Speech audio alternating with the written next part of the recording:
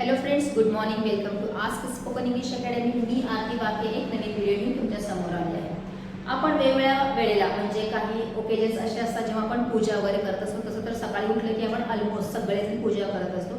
मग पूजा करत असताना वेगवेगळे आपल्याला साहित्य कोणते लागतात त्याचे मी ऑलरेडी एक रील बनवलेलं आहे आणि तिथे बघितलंही असेल, जसं की कापूरला काय म्हणायचं, उदबत्तीला काय म्हणायचं वगैरे. तर आता ते जर सेंटेन्समध्ये यूज करायचं झाला तर ते सेंटेन्सेस कसे होतात आणि इन जनरली आपण पूजेसंबंधी कोणकोणते वाक्य वापरतो ते आज आपण आजच्या व्हिडिओमध्ये बघणार आहे. सो पूजा संबंधीचे वाक्य. फॉर एक्झाम्पल, मी पूजा करत आहे. पूजा करण्याची काय आहे, विधी चालू आहे, त्याला म्हटलं जातं वर्शिप. वर्शिप म्हणजे पूजा करणे. आय एम वर्शिपिंग किंवा आय एम ऑफरिंग प्रेयर्स. मी पूजा करत आहे.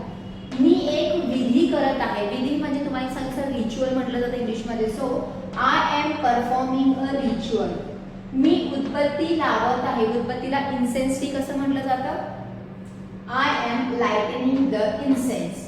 मी फुलं वाहत आहे किंवा मी हार चढवत आहे किंवा घालत आहे.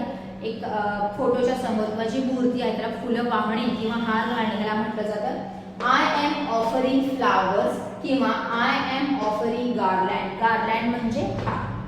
मी वाकून नमस्कार करत आहे किंवा मी साष्टांग दंडवत घालत आहे असं जर आपल्याला म्हणायचं असेल तर we say I am bowing down. फक्त नमस्कार कसे करत असाल वाकून तर त्याला म्हणायचं बाविंग डाऊन, आणि दंडवत घालत असाल तर त्याला म्हटलं जात आहे I am bowing down fully to God. पूर्णपणे झोपून आपण त्याला नमस्कार करतो, त्याला दंडवत म्हटलं जातं.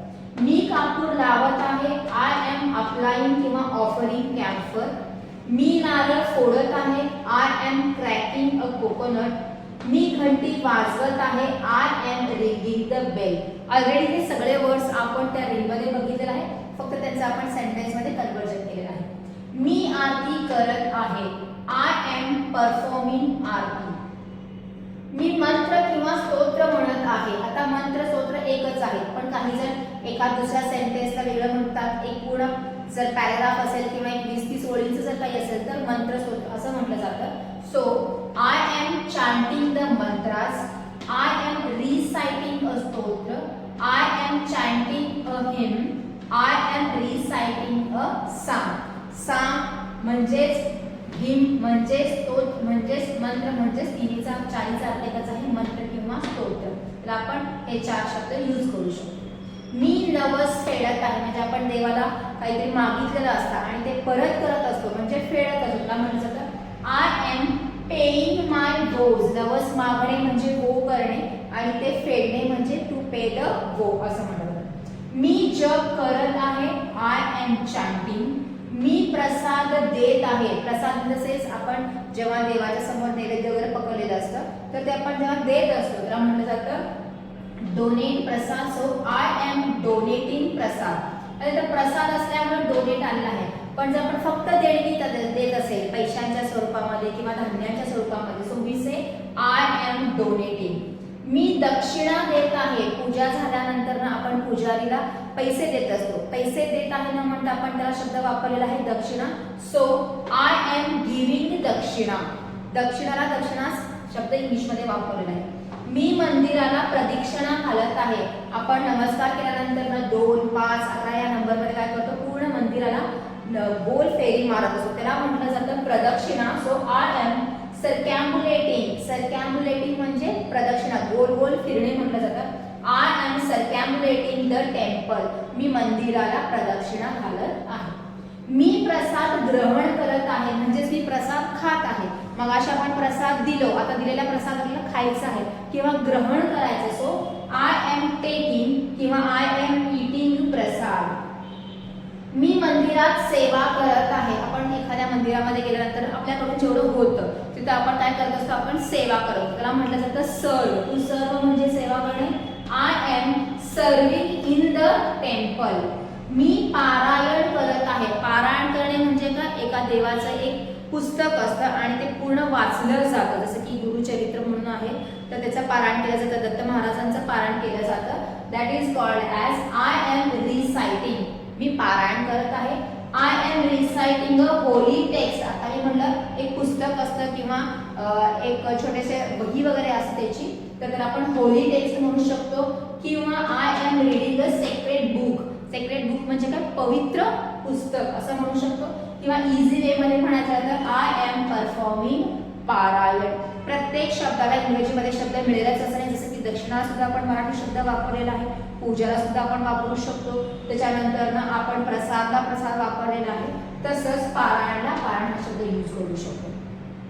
मी देवाला साकडे घालत आहे म्हणजेच इंडायरेक्टली तुम्ही देवाची प्रार्थना करत आहात. So I am praying to God.